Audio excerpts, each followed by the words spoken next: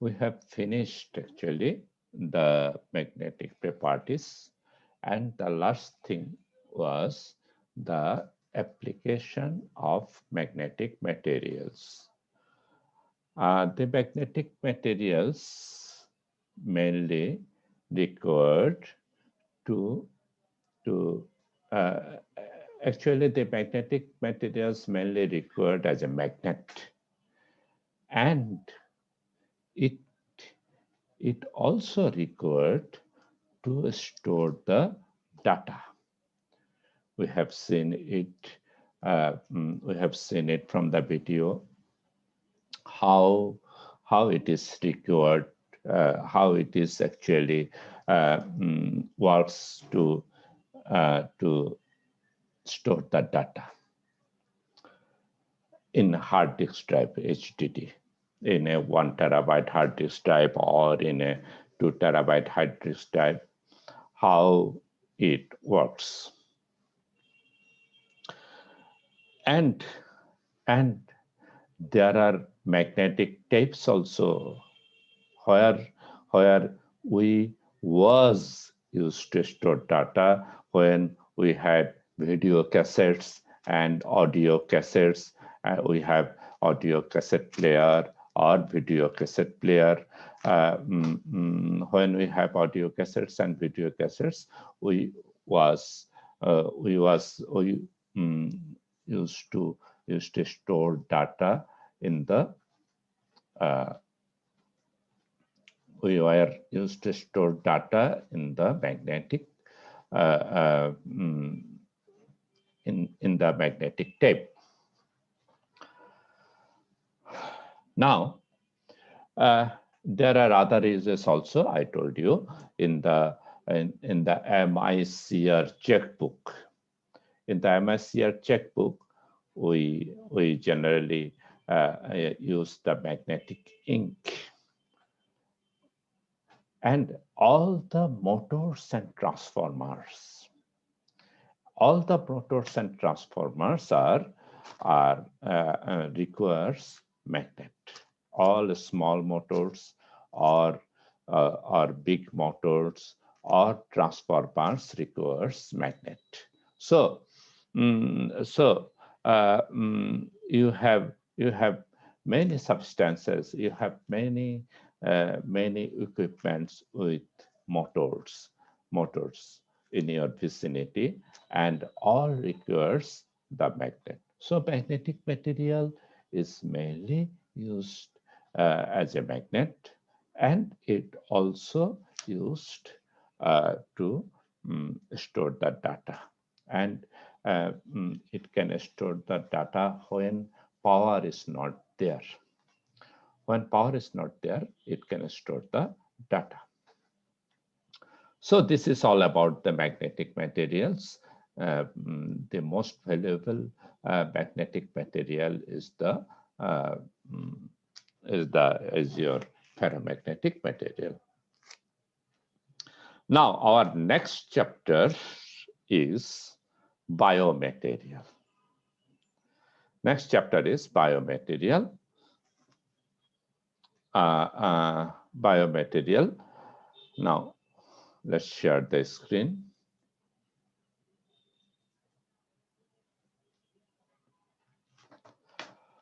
Biomaterials. Now first, what is a biomaterial? What is a biomaterial? What is the definition of biomaterial? Any material or of synthetic origin, any material of natural or of synthetic origin that comes in contact with tissue, blood, or biological fluids. So, what any material that may be natural or that may be synthetic, which comes in contact with tissue, our blood, or any biological fluid, and intended to use and is used in prosthetic Prosthetic means you lost an organ, you lost an organ by accident. Now you want to have that organ synthetically. So this is called prosthetic. So intend to use prosthetic, diagnostic, therapeutic. Therapeutic means healing by medicine, or any way, any other way. Therapeutic means healing. You have lost something from your body, and you want to heal that. Huh? You want to make that as previous. So that is called therapeutic or storage application without adversely affecting the living organism and its components. So what is biomaterial? Any material that actually we use inside our body or inside the body of a living living substance is known as biomaterial. Now, normally, when we born, there was no material inside the body except all the living materials. Now, if you use any extra material inside your body, that material may be natural, it can be natural, or it can be synthetic one. Huh? It can be natural or it can be synthetic one. Huh? That comes in contact with our tissue, or in contact with our muscle, in contact with our bloods, and what it will do? It will it will it will help it will help to your to function one of our organ. It will help, that material will help the to they'll help to function of any organ. Say for example, your one of your heart valve is damaged. One of your heart valve is damaged. So you have attached, you have operated your heart and attached another heart valve, synthetic heart valve there. That is that is a material, and that is the prosthetic use. What is the prosthetic use? You are using a material for an organ, and diagnostic use, therapeutic use. Your bone was broken. Your bone is broken. Then you have used a small stainless steel sheet to heal it. Small stainless steel sheet here, and attached with a screw to heal the bone,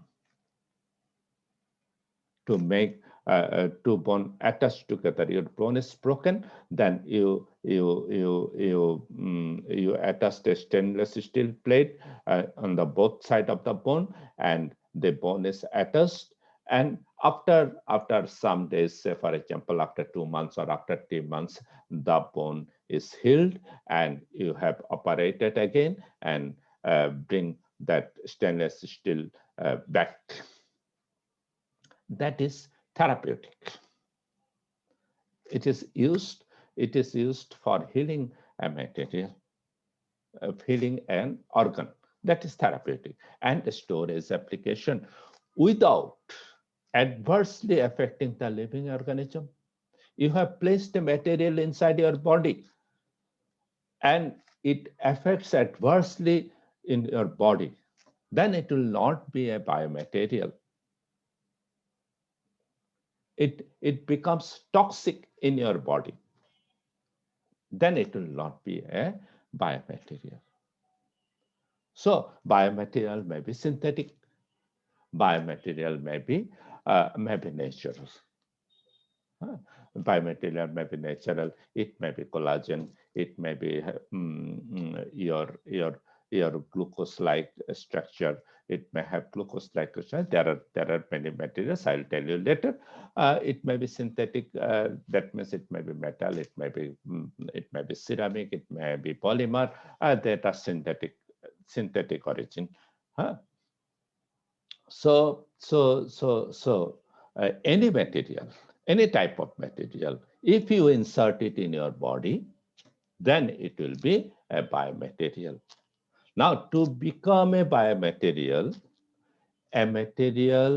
must not adversely affect your body. If it adversely affect your body, you cannot use it inside your body, and it will not be a biomaterial. Now, biomaterial science is the physical and biological study of the materials and their interactions with biological material. So, to be a material, to become a material to a biomaterial. Say, for example, this is a material, and you want that it will become a biomaterial. Then what will you do? What you have to do? You have to study material's physical property and biological property. What was the biological property of the what is the biological property of that material? If you insert it in your body, what will be the interaction of that material with your body? With your body. That is the biological study of a material. What will be the interaction of that material with your body? That will be the biological study of the material. So biomaterial science, what is the biomaterial science? Is the physical and biological study of materials and their interaction with biological materials. This biomaterial or this biomaterial science is a very uh, mm, mm, mm, mm, you can call it very young discipline of science. Very young discipline of science. It starts from about 1960. It starts from 1960, and it is still young. There is ample scope of research in this biomaterial science. It is a it is still like a virgin your field, because only 60 to 70 years it has an age of only 60 to 70 years, whereas say for example the inorganic chemistry, it has an age of 200 to 250 years. So it is a very virgin discipline actually. You have an ample scope of research in this biomaterial. Now, there is another more simple definition of biomaterial. What is this? Any substance that can be synthetic or natural, or a combination of synthetic and natural substance used for some time as a complete or as a part of human system, used for some time. Some biomaterials you can use for some time, and some biomaterial you can use it for lifelong. Say for example, a catheter. All of you know about the catheter. You have seen the catheter to pass the urine of a disease of a patient, rather to pass the urine of a patient. You have everybody of you, I think, you have seen the catheter. Catheter is a biomaterial, but it is placed inside you, say for 1 day or for 2 days or for 3 days. Sometimes if a patient cannot eat by himself, we use rice tube to feed a patient. We use rice tube by inserting tube here, and we use rice tube. This is also a biomaterial. This is used for some time. But if you replace your bone, say for example, you have replaced your bone, or your one of your heart valve is damaged, you have replaced by a synthetic heart valve. This is for lifetime. So as a complete or as a part of human system, as a complete part of human system, you can we use now that synthetic liver, artificial liver, artificial heart. It is using, they are using now artificial heart, artificial liver. This is complete complete human system. Artificial and artificial heart or an artificial liver. These are the complete human system. Or a part that, say for example, a bulb is a part. Or say for example, you want full set of your teeth. You want to replace full set of your teeth. When an old person replaces full set of their teeth. This is complete system. But I have 2 teeth. I have replaced two of my teeth. No, not 2, 3 of my teeth. So this is a part of human system. This is also biomaterial. My teeth, the artificial teeth, is also a biomaterial. So human teeth augments. Augments means enhances the property.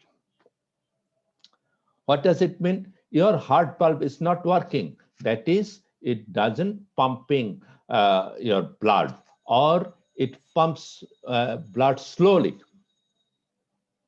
So a extra heart valve or an pacemaker is doing what? It is if you insert a pacemaker here, the heart valve will pump in a regular way. So this is the augmenting, increasing the property. It became first by somehow it became slower than the original one.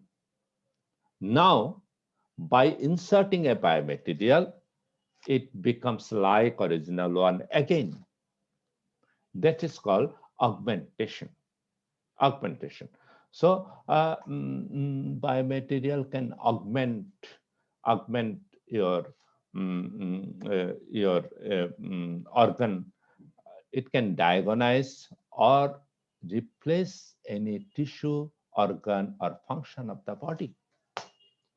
Replace any tissue. You can replace a bone. It has broken by some accident, and now you have to replace the bone. And sometimes you have to replace the whole leg, or you have to replace the whole hand also. This is full organ is replaced by a biomaterial. Or function of the body. Function of the body means, say for example, your blood vessel. Your blood vessel becomes obstacled. then the blood vessel is not functioning. You are you are you are placing stent here. You are placing a stent here. So the function resumes. So the function resumes. This is a biomaterial. So what is actually we are placing some material, extra material that may be natural or that may be synthetic inside our body to enhance the function of our body. That is the biomaterial. But mind it, drug is not considered as biomaterial. Say, for example, a capsule. Everybody of you have taken the capsule. The outer layer of the capsule is a material. The outer layer of the capsule is a material. Actually, the medicine is inside the your capsule, but the outer layer is a material, and you are taking that. So the outer layer of that capsule is not a biomaterial. It's not considered as a biomaterial because it has no function. Because it has no the material has no function inside the body. You are just taking it. It has no function inside the body. To be a biomaterial, a material must have some function inside the body. So this is called biomaterial. Now, next one, this biomaterial is actually this biomaterial is actually a interdisciplinary subject. A chemist or a biologist or a doctor or a material scientist alone cannot make research on it. It requires all of them, a doctor or a biologist or a chemist or a material scientist and tissue engineer. Everybody, you require everybody's help for to make a material successful for to be a biomaterial. You cannot tell you are a chemist, you have a material in your hand. You cannot tell that it is a biomaterial. You cannot tell that it is a biomaterial unless and until you have placed it inside your body and you have tested it. And to test it, you require doctors, you require biologists, you require a tissue engineer, and material scientists and chemists. What they will do, what they will choose the material, or they will prepare the material uh, mm, to be a biomaterial, to become a biomaterial. Say, for example, a chemist and a material scientist prepares hundred materials and tell tell the doctors or biologists that see whether it will be a biomaterial or not.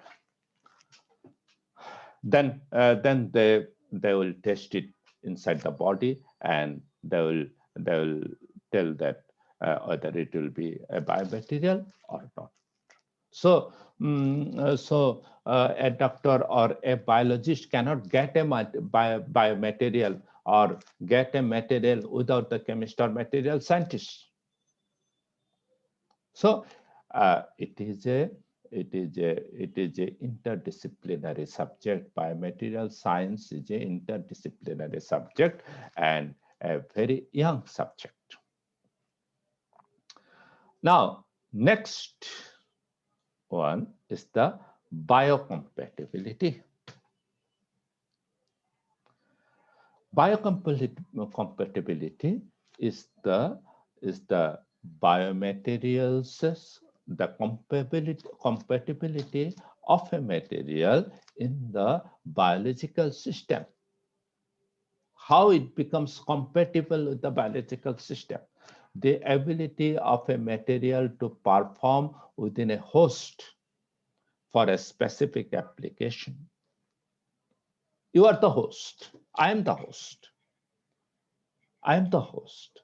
Now, how this material performs inside me,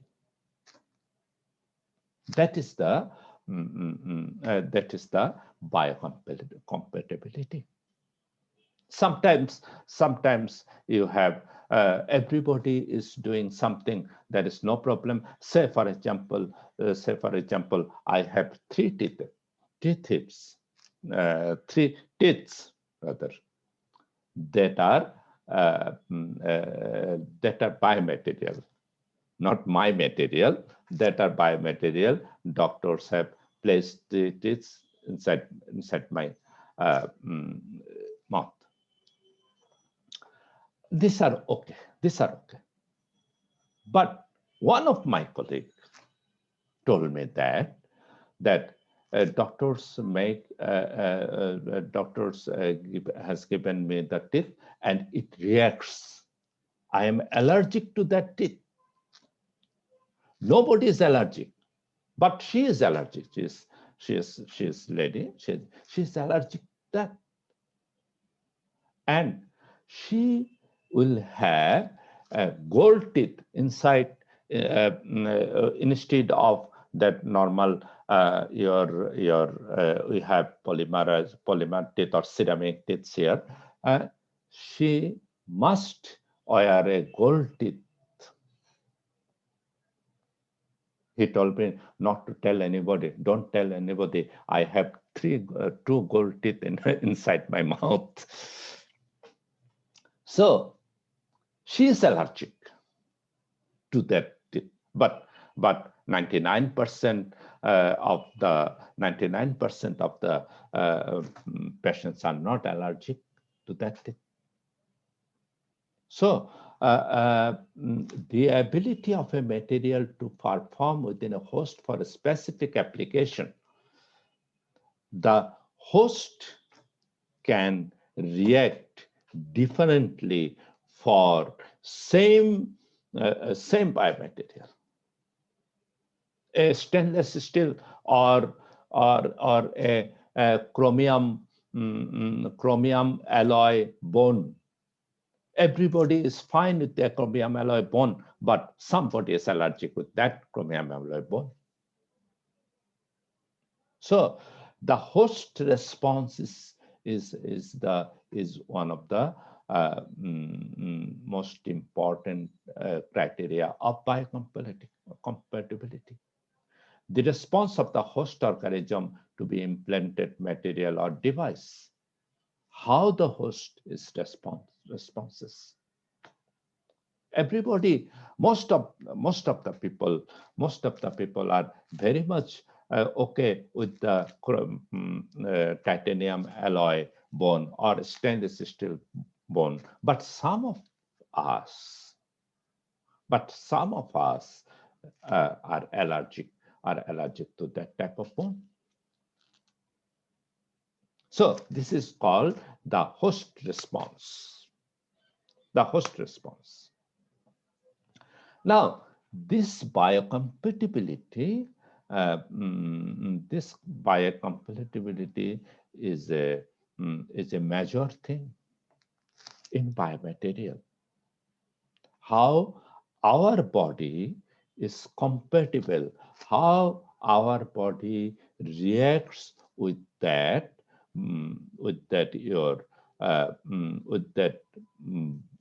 material. How our body reacts with that material. That is known as the biocompatibility. How our body reacts with that material. Say, for example, somebody has a broken bone. Somebody has a broken bone, you have to replace that bone. You have to replace that bone. So, many things you have to consider to replace that bone. First thing, what type of material you want to choose to replace that bone? What type of material do you want to choose to replace that bone? So there are say for example, I have a table. I am telling you, there are different type of uh, materials. Say for example, titanium. Say for example, there are stainless steels. There are titanium alloys. There are alumina, and there are hydroxyapatite. Hydroxyapatite means it is one kind of calcium phosphate, Ca10 PO4 6OH2. This is hydroxyapatite. It is a very important ceramic for biomaterial. So it has shown that if you use titanium, stainless steel, titanium alloy, alumina, or hydroxyapatite, they will not react with your blood or muscle or any of your body portion. If you insert these substances, if you insert these substances, they will not react with your with your body. Now, which one you will choose? You see, this is a cortical bone, means cortical bone means our normal bone. This has a tensile strength of 60 to 160 megapascal. What do you mean by tensile strength? Tensile strength means it will not, it will break if you pull it by 60 to 160 megapascal. Hello, Yes, sir. are you there? Yes, sir.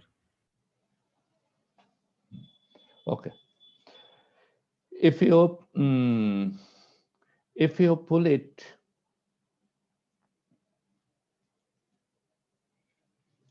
if you pull it by 60 to uh, 60 to 160 megapascal, if you pull your cortical bone, then it will break down. And compressive strength is 130 to 180 megapascal. That means if you compress it to 130 to 180 megapascal, then it will break down. Now, if you compare this with titanium, you will see that the tensile strength is much higher in titanium, and the compressive strength is also higher.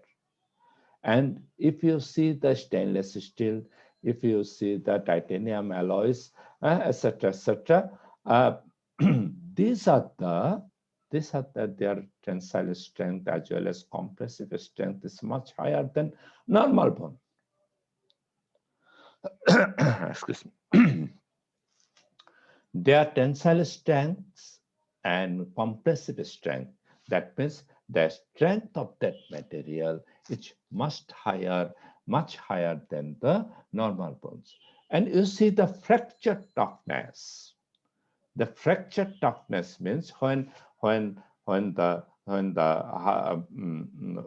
bone will uh, become fractured, when the bone will be fractured. It is fracture toughness only 2 to 12, whereas for titanium it is 60, and for stainless steel it is 45 to 95 and 40 to 70 for titanium alloys. So these are very good. These are very good alternative of your bone. And you see that that that the quality of bone, the natural bone, the property of natural bone, and the property of these biomaterials, if you compare the properties of this biomaterial, all the factors are higher in the biomaterials than the natural one. So now we found what? We found the natural, we found the biomaterial, which is much, much better, which shows much, much better property than the normal material. Now what? Now what it will do if we say, for example, if I placed stainless steel a stainless steel bone inside a patient which have which who has lost his bone,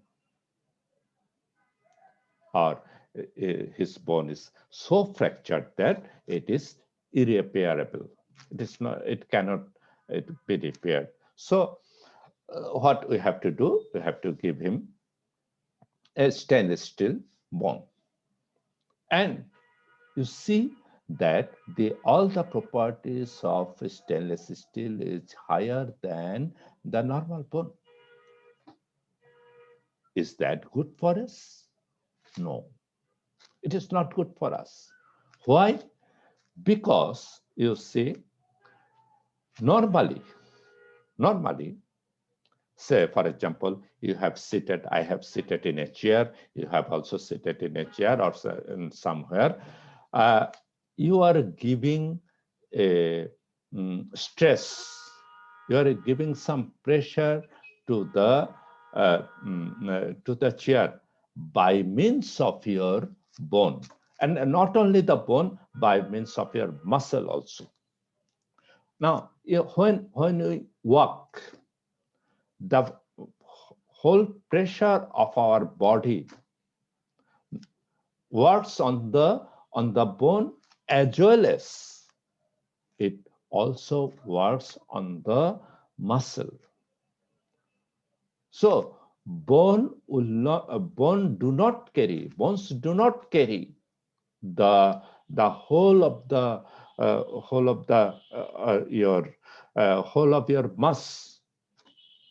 Muscles also carry it, and muscles also take the fraction of your work. You cannot live with only with bone. Now, if you use stainless steel instead of bone, then, as because the property of stainless steel is much higher than the normal bone, then all of the load will be taken by the stainless steel, and muscle will not take any load.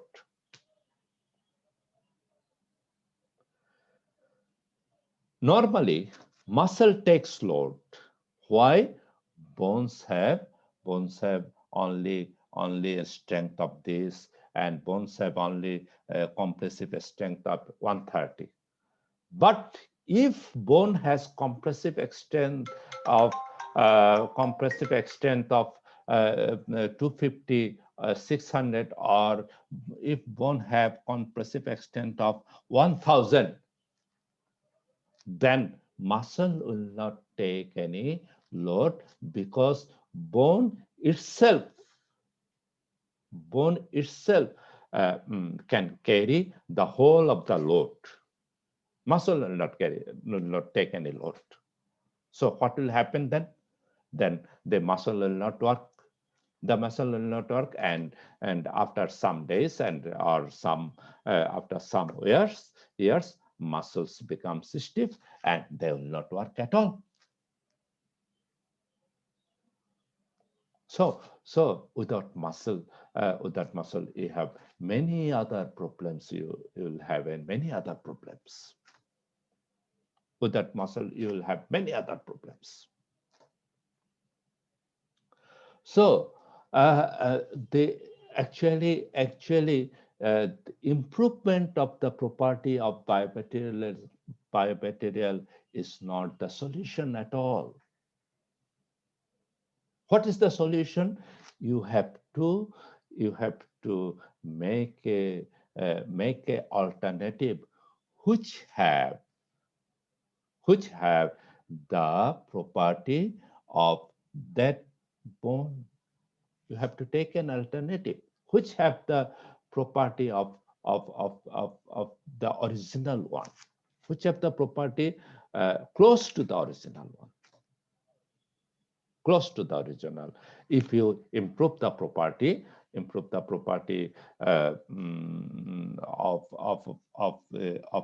of an organ, then it will it will decrease the property of other organs. Now, the next the next uh, mm, mm, mm, thing is that you have replaced a stainless steel bone. Okay, you have replaced with a stainless steel bone. You see, the normal bone is an alive thing. Normal bone is an alive thing. There are some muscle tissues that are firmly attached to a bone. Some muscles and tissues are firmly attached to with that bone. You'll see, you'll see when you'll go to eat, you'll go to take dinner today. You will have chicken, and if the chicken is not is not is undercooked, it's not very good cooked. It is undercooked. So what you have to do? You have to take that meat by turning it by turning it. So the meat or the flesh or the muscle are heavily attached, are tightly attached with the bone. That means the muscles or the muscles tissue or the your muscle cells that grows from the bone. Muscle cells grows from the bone. Now, in a stainless steel bone, your muscle cell will not grow from a stainless steel bone. That is the biocompatibility.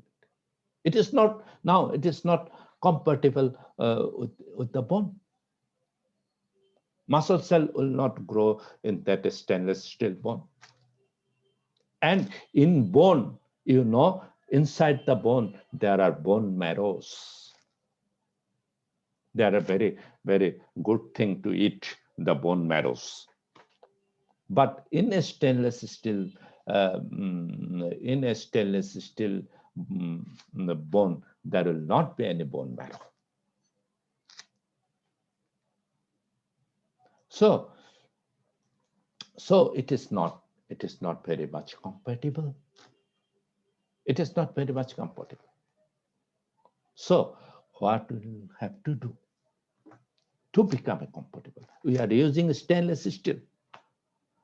We are using titanium alloys. What we have to do now to do that, to make a bone compatible with the original one, to make a bone stainless steel bone compatible to the original one, we have to do something to the stainless steel itself. Stainless steel cannot be compatible. So what we do generally? Generally, you see how a bone is made of. A bone has 60% of hydroxyapatite. A bone has 60% of hydroxyapatite. Hydroxyapatite means it is, I told you, that calcium phosphate hydroxide, calcium 10, phosphate 6, hydroxide 2. That is hydroxyapatite. That is hydroxyapatite. So 60%, about 60% of bone is of hydroxyapatite. And about, say, 25 to 25, 26% of it, of bone is made of collagen protein. It is one kind of protein. It is called collagen protein. And about 10% of it of bone is water, and 2% about of it is non-collagen protein. So now what we know, if a bone is made of hydroxyapatite and collagen protein, then tissue can grow on the bone. But my biomaterial bone is made of stainless steel. So what can I do? I make a layer of hydroxyapatite and collagen protein on the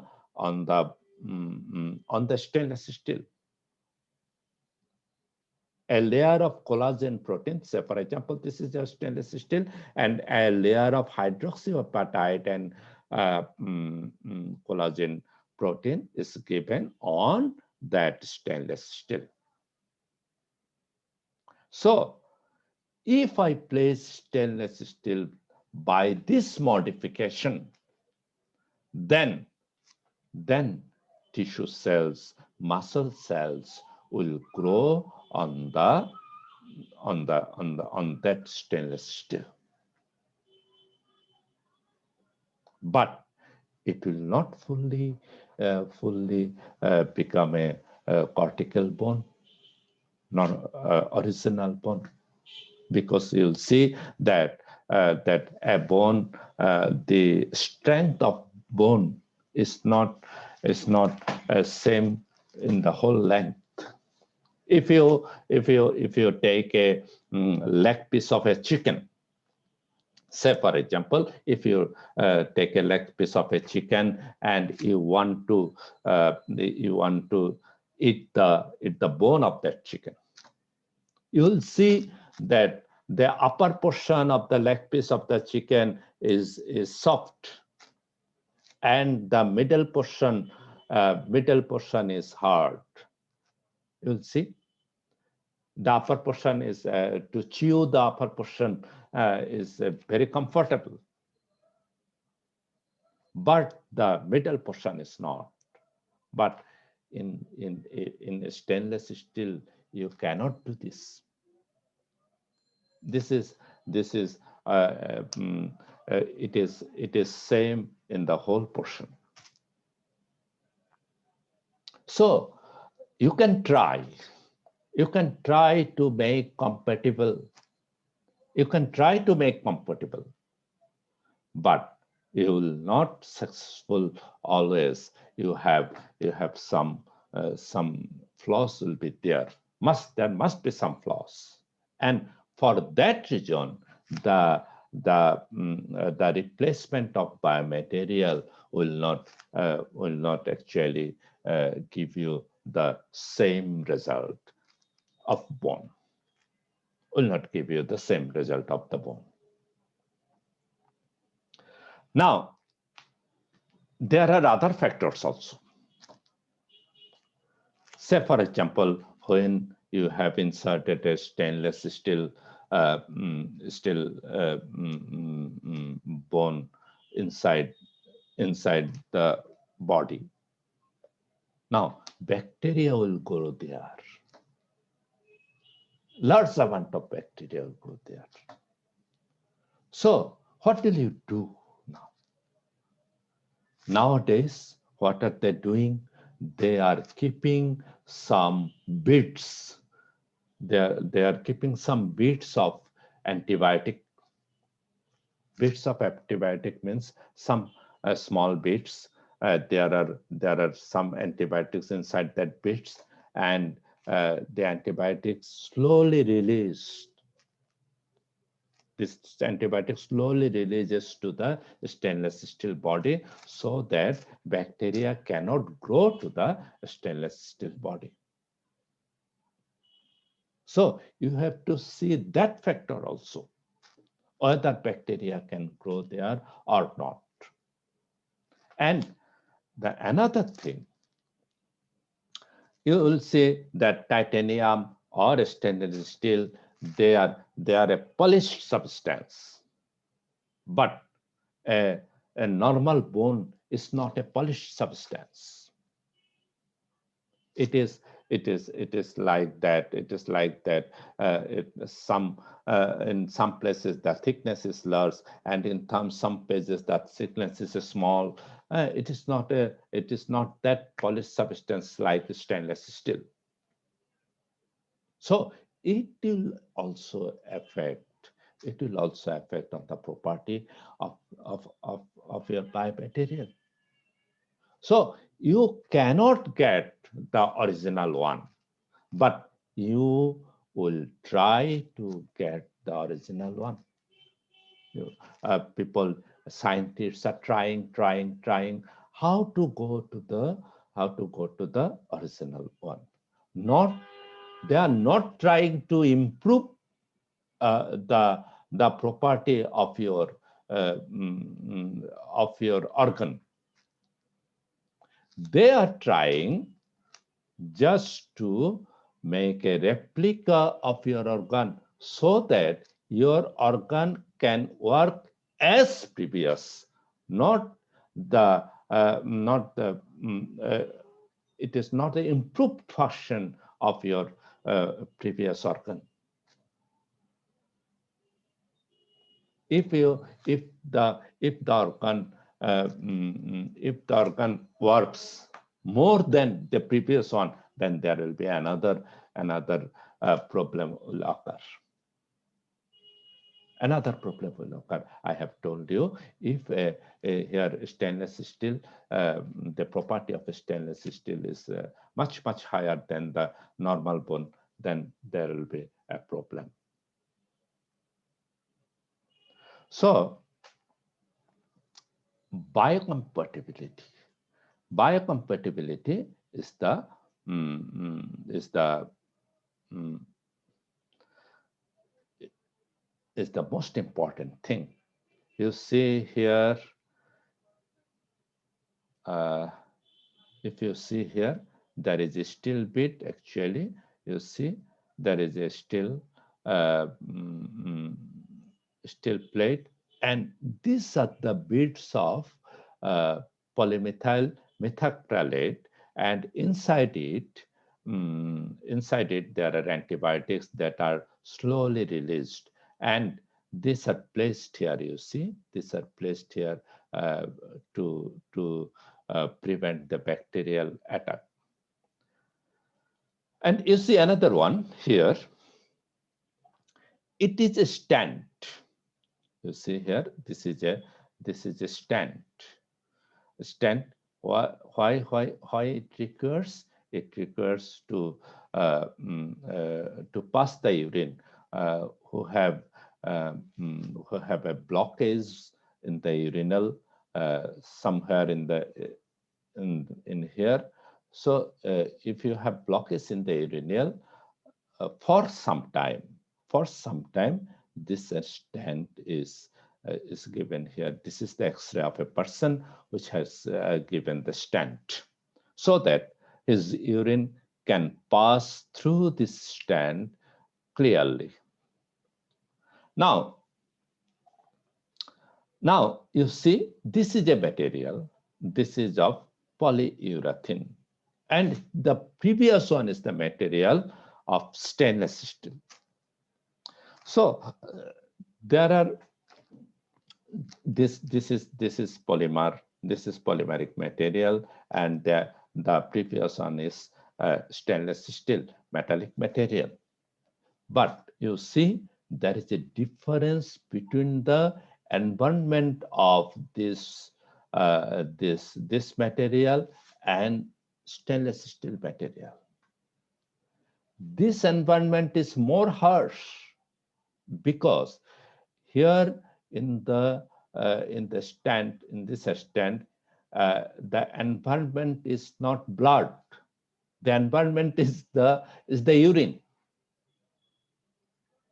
It is dipped in the urine. So, what is urine? Urine is the all toxic substances of our body. So, its environment is the toxic substances of our body, toxic substance. But the environment of previous one is simply what? Is simply blood and muscles. So, there is a difference in environment of the biomaterial, and you have to choose the biomaterial by considering the environment also. By considering the environment also. So there are many parts where we can use the biomaterial. First one is dental implant. Dental implant, the root canal. Do you have anyone who did the root canal? Uh, Yes, sir. Anybody? Ah, Yes, sir. have the root canal. You see, there are some rods, thin rods. They are giving in your. They are pushing in your in your teeth, and some cap is also there.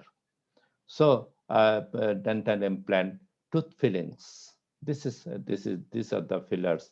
They are biomaterial. This is the vascular implants. Vascular implants means uh, mm, mm, there are some implants in your blood vessel.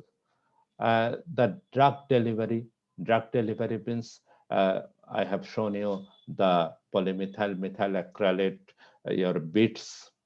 It can deliver drug slowly. Huh? Bone fixing pine suture. Suture. Suture means the thread that can sew the skin or flesh. This thread. Bone defect fillings. You have defect in bone, then which will be the filling? Hip joint prosthesis bone plate. Scaffold. Scaffold means it is a mold type thing. We'll tell it later. The contact lenses, the contact lenses, they are also biomaterial, and catheters are also biomaterial. And we can use actually the biomaterial in whole body. Is you see here, it is, we can use knee joint, you can use here biomaterial, you can use in the heart, you can use in the spine, and you can use in the hip joint, and also you can use in the bones, in many places of a in many places of a body. You can use biomaterials. Some biomaterials you can see. This is intraocular lenses. Intraocular lenses means the aged persons which have cataract, they undergo phacosurgery with a lens inside their eyes. They are called intraocular lenses. They are biomaterials. biomaterials. You see the vascular grafts inside the blood vessel. Inside the blood vessel, there are vascular grafts. You have your tendons are turned by accident, then these vascular grafts are given. Hmm. This is one kind of biomaterial, and you know it better. Everybody of you know it. Hmm. This is a heart valve. This is a heart valve, and this is artificial heart. This is artificial heart, and you see here. This is a knee joint. Knee joint. This is knee joint, and this is artificial hip. Full hip is replaced. The full hip can be replaced. There are many persons whose hip is replaced. You see the joints of the hip, the joints of the uh, hip. These are the joints. You see, you see a joint here. This is a biomaterial. A joint is here. Now you see there are stents. What do you mean by stent? Ring in the heart. There are this is the stainless steel. There is this first generation stent, and this second generation stent is cobalt chromium made of cobalt chromium, and now the third generation stent is platinum chromium. That can this can this can stay lifelong in your blood vessel. So how stenting is done, you see, this is a catheter, and here blockage was there, and this stent inside a balloon. Inside the stent there is a balloon, and above there is a stent like this one or this one. Hmm. Inside a balloon, and you have flown the balloon here, and you have taken the balloon out, and the stent is there, and this become this becomes now free. This is the stenting. This is the stenting. So this is biomaterial, and commonly used biomaterials are silicon rubber for catheters and tubing. Say for example, a Rice tube or a catheter. You have Dacron for vascular grafts. You have cellulose to dialysis. You have polymethyl methyl acrylate for intraocular lenses, bone cement, polyurethanes in catheters, pacemaker leads. Hydrogels are used in ophthalmological devices. Say, for example, your cornea implant, or in your what do you call it? What lens inside the eye? What is that name? Lens. The lenses are okay. Contact lens. Yes. The contact lenses, hydrogels. Stainless steel is orthopedic devices, stands, first generation stands, titanium, alumina. They are orthopedic and dental devices. Hydroxyapatite, it is orthopedic and dental devices. Collagen, or ophthalmologic applications, on dressings. These are the materials normally used as biomaterials. So, uh,